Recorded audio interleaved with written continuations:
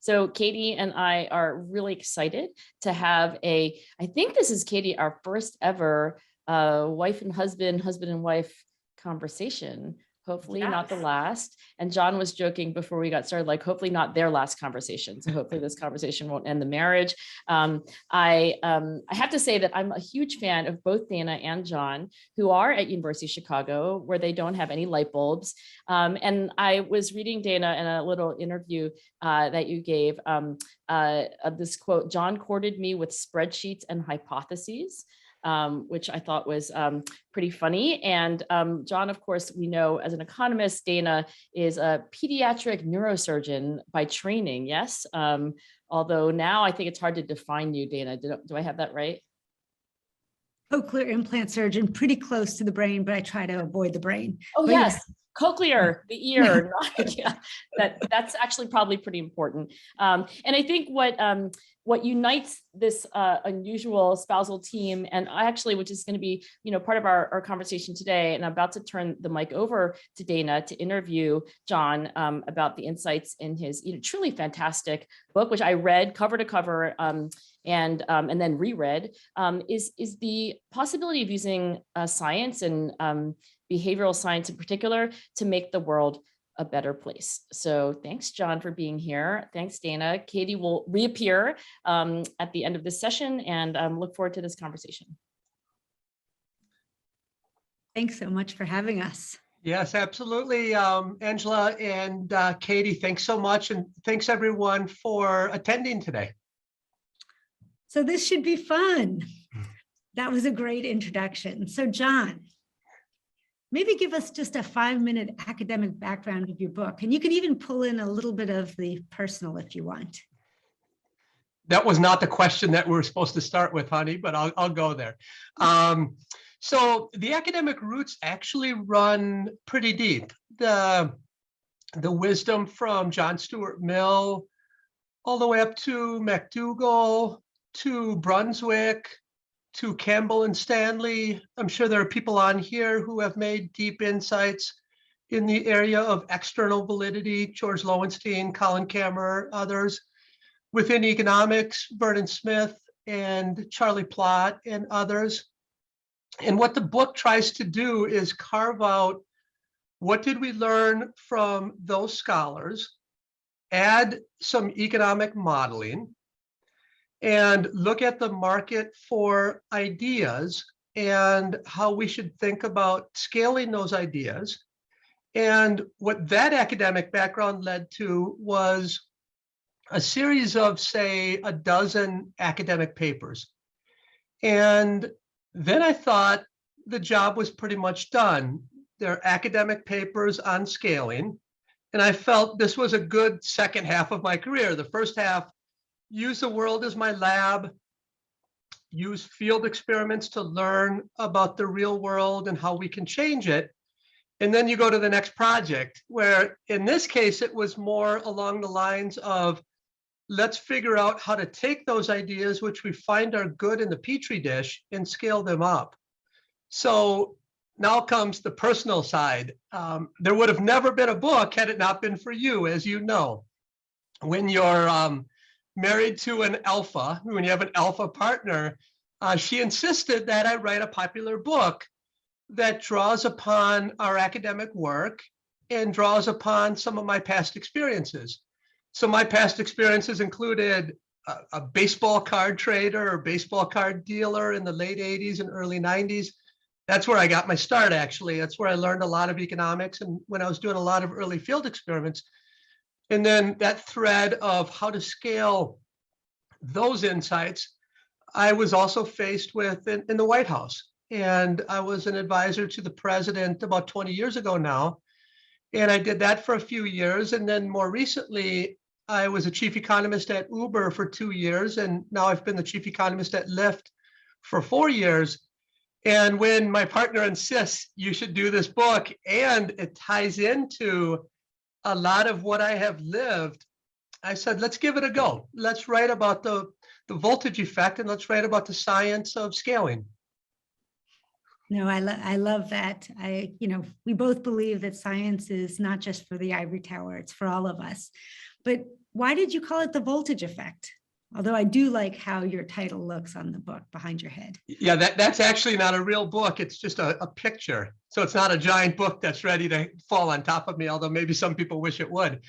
So the voltage effect is sort of what I would call close to an economic law. Now, in economics, we have laws like law of demand, law of supply. When I started looking into the data and started describing some theory with you and other co-authors, what you find is what you learn in the Petri dish or in the small is in many cases very different than what happens in the large. So the voltage effect is, what is the difference between your outcomes or your program effects or your idea in the small versus the large? Now, there are a lot of examples where there is a voltage drop. So what a voltage drop is, so for example, I started a pre-K in Chicago Heights with Roland Fryer and Steve Levitt, and we found great results in the Chicago Heights project. But there was a lot of skepticism about when we scale that, we're going to turn that mountain into a molehill. So that's a voltage drop. And sometimes you have voltage gains. And a lot of it depends on 5 simple signs within your idea. And those are the signs that I talk about in the book.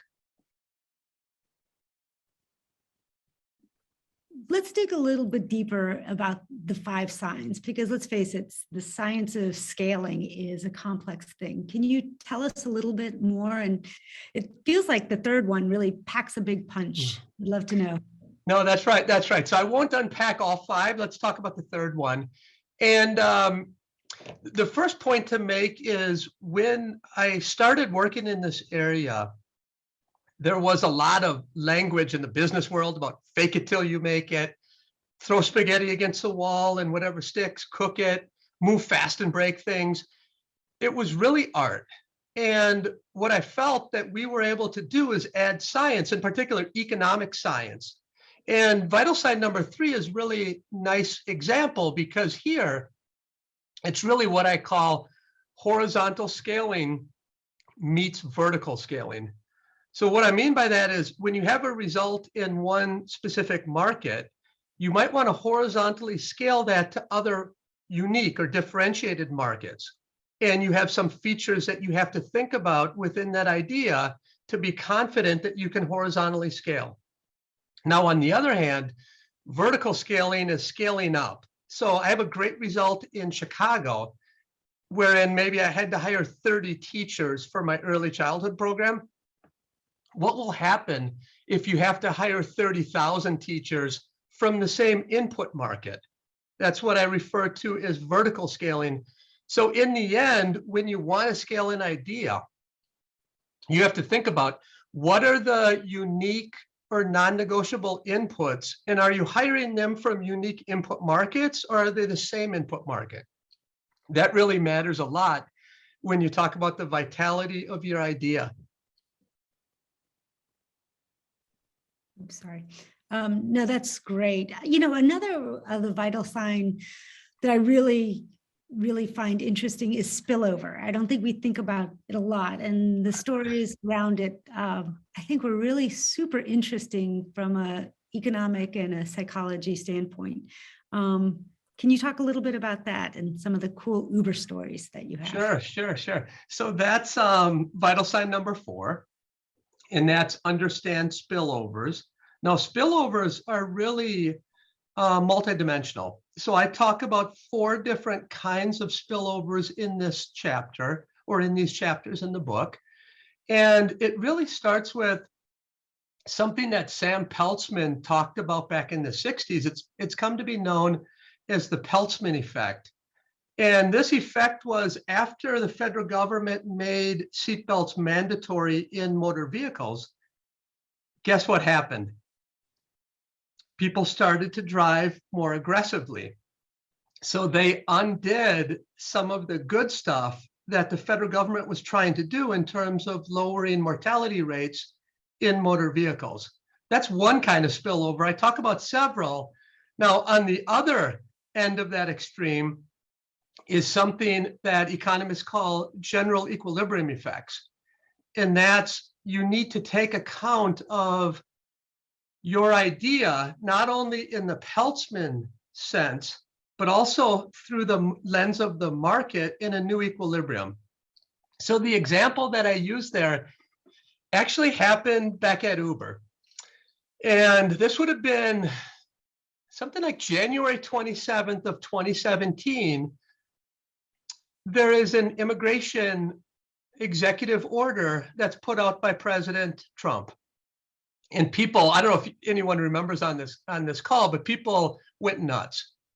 In fact, around JFK, the taxi cab drivers decided to strike.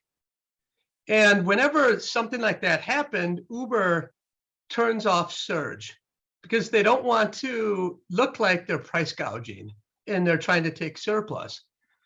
So what happened, however, is that one taxi cab driver took offense to what Uber had done, and he sent out a tweet that said, #delete Uber. Now, that effectively changed the makeup and composition of rideshare as we know it. You can say, well, why is that the case? Back then, we had Lyft on the mat. Lyft was literally done. They had about 5% market share, maybe 10% in some markets, but we were killing them, and they were basically waving the white flag. Well, what happened with Delete Uber is a bunch of customers and drivers left. And at the time, Travis Kalanick came to me. I was running Ubernomics. That was my team at Uber as a chief economist there. And Travis said, John, we need you to help get the drivers back. So what I proposed, amongst other things, is that we should have tipping in the app. So a lot of you might not know, but at this point in 2017, January 2017, at Uber, we did not have tipping in the app. So we argued for months, and eventually I won. And in the summer, my team was responsible for rolling out tipping in the app. So what we did is what any good economist or psychologist or experimentalist will do is beta test it with 5% of drivers in a market. That worked out in a brilliant way. Those drivers made more money and they worked more, so it was a win-win. But then what happened when we rolled it out to all of the drivers in the market? Something terrible happened. The labor supply curve shifted out. They all worked more. It shifted out so much that they drove around with empty cars more often. And this is called underutilization in the industry. And in fact, that shift out of the labor supply curve undid all of the positive wage effects that we observed in the 5% treatment. So essentially, the market came to a new equilibrium. We had tipping, but that new equilibrium undid all of the good stuff that we had been finding in the 5% and 10% and 15% market. So that's something that you have to consider when thinking about your idea, and that's through the market setting. No, it is the most fascinating finding. And if we had more time, I would love for you to tell them more about the tipping and sort of the gender, how it all plays out from a gender standpoint. But I won't stop. Next is really the second half of the book, which is equally interesting, with the first being really the 5 vital signs for making scale, for allowing scale to happen. But then once you get scaled, how do you maintain it? And I love those 4 little secrets. Can you give us some hints on those secrets? No, absolutely. So you're right. The first half is about thinking about horizontal and vertical scaling and thinking about external validity and how we can ramp things up and what an idea should look like for policymakers or business people. And then the back half really takes stock of what I've learned both from the literature and in my time in government and academia and in the business world, which is essentially that there are 4 typical mistakes that people make, and one is around incentives. So here, this is chapter 6 of the book. I roll out non-financial incentives. I roll out framing. A lot of people on this call will be familiar with some of that work. And I roll out the evidence around tipping, and I roll out evidence that isn't even in papers. It comes from the archives in Uber that we weren't able to publish as an academic paper, but for this particular book, I was able to get sign off from Uber. So that's good stuff.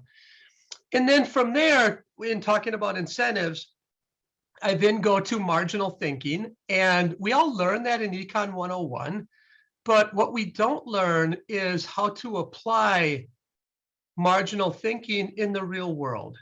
And what I've seen is in every walk of life, people misapply marginal thinking in terms of they typically think about averages and they make decisions on averages, but you need to use thinner slices of the data to make a marginal type of decision. And that's what that chapter goes through. Then the next chapter is sort of a fun chapter on quitting. And in fact, just a reporter this morning said, what does Angela Duckworth think about your chapter on quitting? Because Angie, of course, is famous for grit.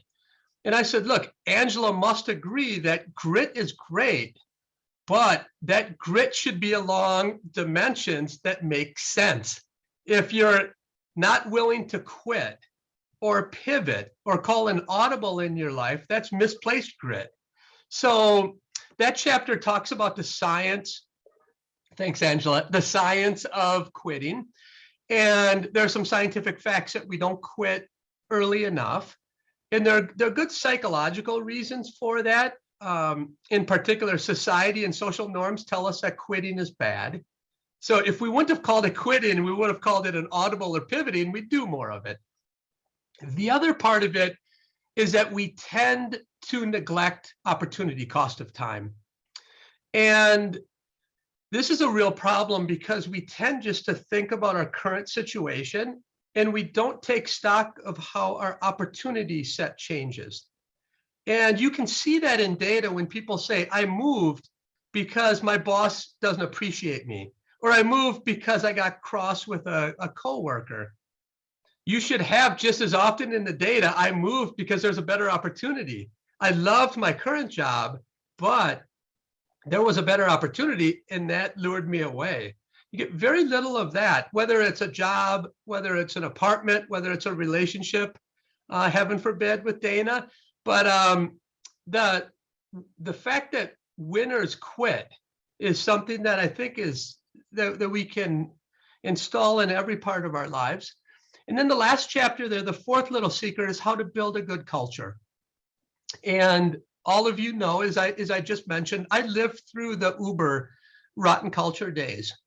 And I've been in good firms and good organizations with great cultures. And I think building a culture actually starts with all of the behavioral insights that people on this call and others have created. Things like from the beginning, create a job ad where men and women are going to be paid the same. Looking at the production function and showing that diversity really does pay. So this is all about what are the features that we as behavioral scientists, how can we help firms, and what should firms be doing to build a great culture from the very beginning? So those are the four little behavioral economic secrets in the second half of the book. No, I love that. And just for anyone, if they wonder, does John put these ideas into practice with our 8 children? He absolutely does, which takes me to the next question. You've worked in many different areas. Obviously, academia has always been the mainstay, but you've been in government, you've worked in the private sector. You know, how does scaling ideas differ, and do the cultures differ? I mean, you say culture matters. Does it differ? Yeah, it's a good question. So there are important threads that link what we do in governments with ideas, what we do in the academy, what we do in the business world. And that's what I try to tie together with the 5 vital signs. But There are important differences too. So in government, we typically have a lot more at stake when we adopt and scale ideas. And the reason why is because in many cases, it's really hard to reel back in a policy that we've scaled up. So if you think about any particular program or idea that the government has implemented based on a benefit cost analysis to say we should do it, they roll it out. They might not find out for years, 3 to 5 years, if it's working. And at that point, you have very entrenched interests in, hey, you can't take that away. I'm getting some economic rents. So it's very hard to reel back in many policies unless they're sunsetted. And most policies aren't sunsetted. Whereas in the private world, many cases it's very different. You try an idea in Seattle and you can reel it back in quickly. I talk about an idea that Netflix had, and Reed made a big mistake there, and he could reel it back in before he was torched. At Uber, we had some bad ideas. Thankfully, we could reel them back in before we got torched. So it matters what you scale in the business world, but in terms of reeling it back in, you can make more mistakes because you can be more nimble in changing. Now, in terms of the cultures, both of these, where I worked in the federal government and then in the business world, one big inefficiency that I see are the silos that all these organizations put up. And what I mean by that is within Uber, we had 7 to 10 major areas or orgs, and they all build silos that they're in charge of marketplace, for example, and they have all the data and they have all the ideas. And what they learn typically is not teaching other people, and other people have a hard time teaching them. So siloed organizations, it happened in the White House too, when you have agencies and even people within agencies. And that's what I see as a major inefficiency in terms of the cultures or getting good ideas out, is that there's really not enough cross-fertilization across all of these orgs. No, that's great. We only have about 2 more minutes left before questions. Can I ask you just one quick question? Because I think it's super interesting. I mean, we're all, you're an academic, but an interesting thing that I've noticed is that CEOs, Chrysler, Amazon, United, Lyft are coming to ask you for practical advice, even startup founders. Has this always been the case? No, that's a good point. What I see, I started as an academic, as a graduate student in the early 90s. And back then, when I talked to colleagues, the typical relationship between an academic in the business world happened through being an expert witness. So some Microsoft or Apple or whomever is sued by the FTC for antitrust violation, and they bring in people like Dennis Carlton, Jim Heckman, Gary Becker, et cetera, to be expert witnesses. But that's not doing science, right? That's basically trying to grab rents from another side. So back then there was interaction, but it wasn't the same as the interaction that I now see. What you see now, and it's slowly evolved, is that firms are beginning, and governments are beginning to take more stock in the fact that data is their most valuable resource. And they're starting to partner more and more with people like all of us who can generate data and who can answer questions and talk about the whys behind things. I think in a decade or so, nearly every firm should have a chief economist, a chief psychologist, a chief scaling unit. We have nudge units now. So I see that doing nothing but opening up more and more. And that's great for science, because that's going to give us a lot of new opportunities to unlock the secrets that firms have. That's awesome. You didn't say chief surgeon. That's the only thing. We have enough of those. Yeah. All right. Let's open it up for the questions, because there's some amazing questions. So one of the first was from Max Bazerman, and he Hey, asked, Max, how you doing? are the majority of voltage effects limited to magnitude effects? Or stated in a different way, what percentage of voltage effects are actually directional changes in the effect between variables? No, it's a great question. So Max, what I've always argued is many experiments will deliver correct qualitative insights. And that's important. Important when we test theory, important when we think about directions. But in many cases, we also want to know something quantitative, whether it's a price elasticity of demand or whether we should invest in something, et cetera, et cetera. Most of the voltage effects are indeed ones that go from something really large to something really small. But there are cases where you have something that looks negative. Think about Facebook, or goods that have network externalities, where they actually look negative in the Petri dish, but because of network externalities, they can become positive.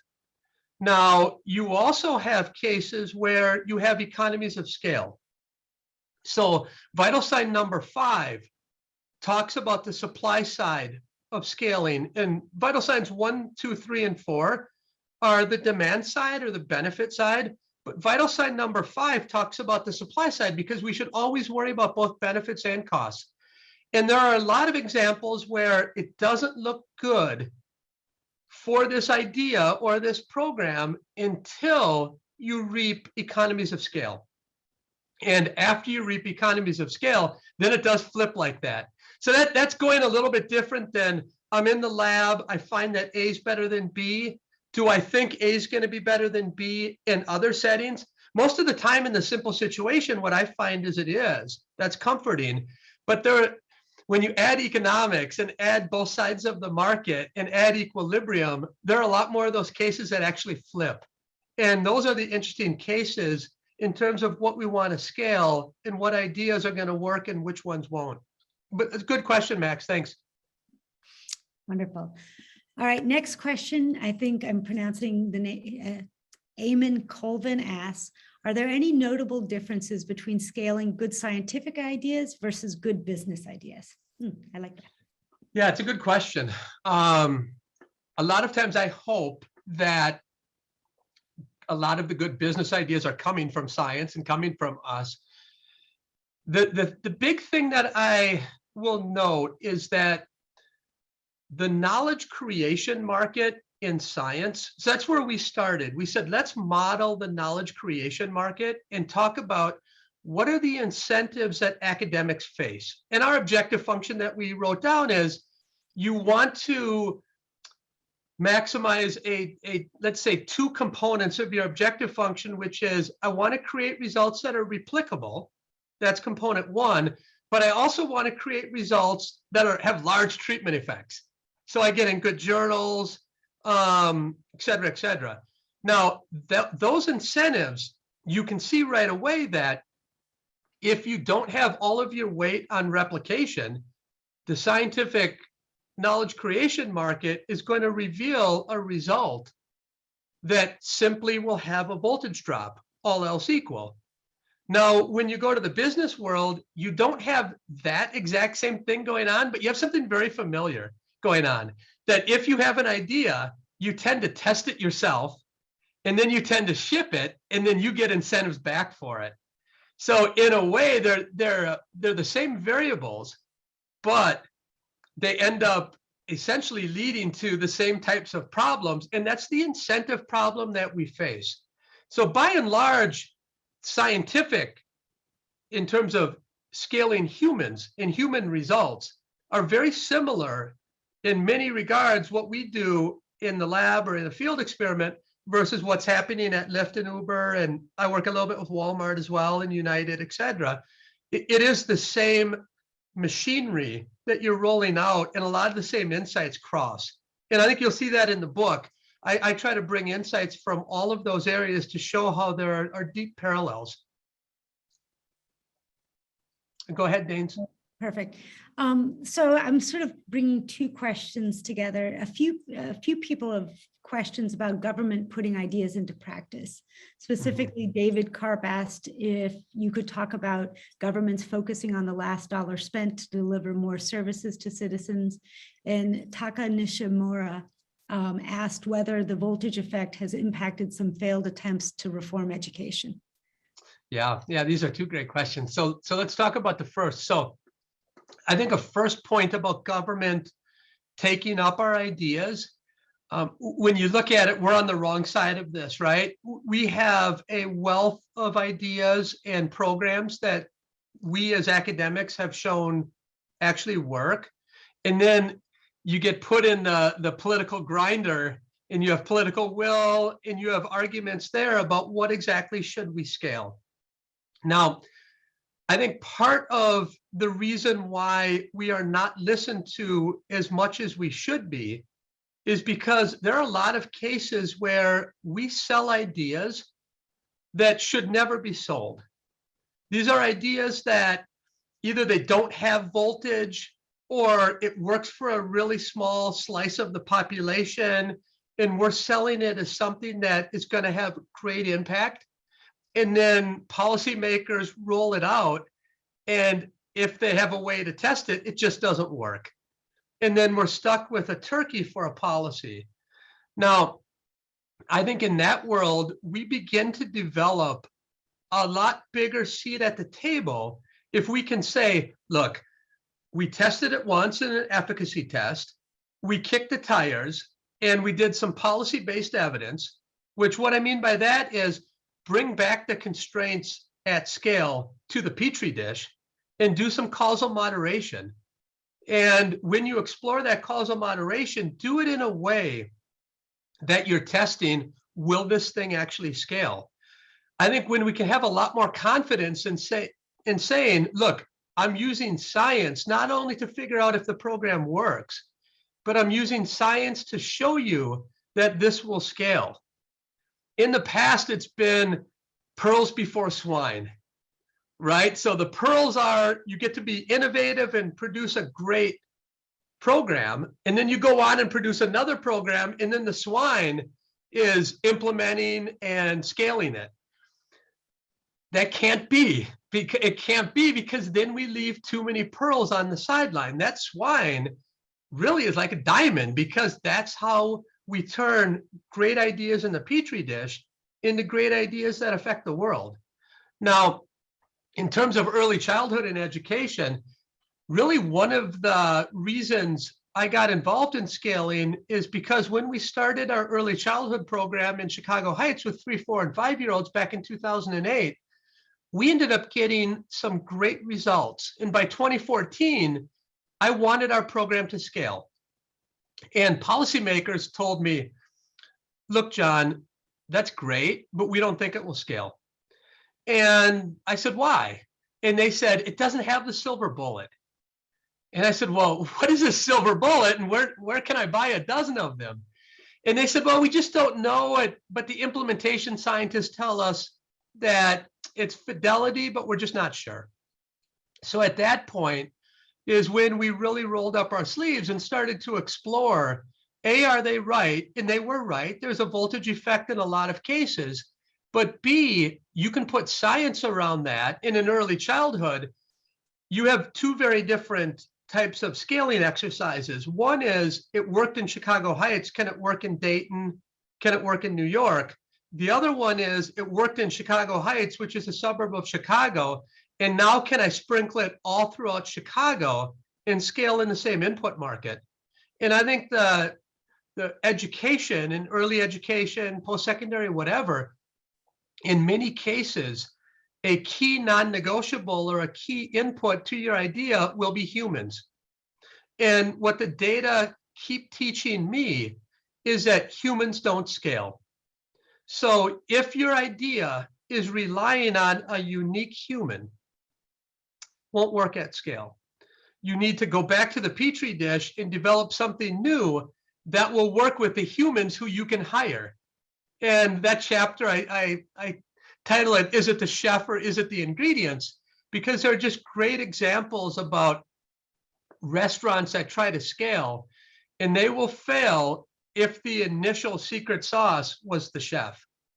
They will make it if the secret sauce was something like the ingredients, if they can replicate those ingredients at scale. That runs through all of the public policies as well. That's great. A related question by Colin Myers, what is the biggest barrier to experimentation you've seen in organizations, and what are some of the ways you've been most successful in convincing them otherwise? Yeah, great question. Answer. No, I love that question. So let me talk about a few general things. One, never say the word experiment, because the minute you say the word experiment, you are probably done. Say pilot, say trial. And these things work well. Now, what I've learned in organizations is that if you don't have the ear of a very powerful person early on, you're probably done. You should probably pivot. Another thing that you learn very quickly about organizations is that some people already have all the answers and they don't need data, but you still need them in your corner sometimes. So those are people, of course, who you have to work with and develop ideas in concert with them. But what I found primarily is that when you start with an organization, they tend to have mounds and mounds of data already on hand. If you can go in and beat up some of those data and give them learnings and give them simple things, from these data, they suggest you should do A, B, and C. But we might do D, E, and F, but we need an experiment to complement those data. That ends up being very successful for nearly every organization that I've worked with. And it's because there's kind of a warm-up period and analyzing their data. A lot of the times the way we look at data is very different than the way their data scientists or their machine learning algorithms are looking at data. And we can add a lot of value just without new data. I mean, one of our first papers with Chrysler is in the Journal of Political Economy. And it was about learning by doing. And those were data that they had lying around that they said, we always suffer a lot of productivity declines when we switch car models. And they ended up having beautiful naturally occurring data across their 31 plants. And we said, voila. So we did that for them and taught them how learning by doing works. And then that led to a huge Stay Well health and wellness experiment, which I talk about in the book, that Tom Lasorda was a CEO at the time, and he wanted to scale up our health and wellness finding immediately, but it was a big false positive. So I talk about how I had to talk Tom Lasorda off the ledge of scaling that health and wellness idea. That's great. Well, we have about 1 minute. And so I'll try to do this quickly. How do you learn to see around corners so that you can imagine the spillover effect? What helps you do that? Yeah. Probably not a 1 minute question. No. Yeah. Let's talk for a few hours and have a cup of coffee, right?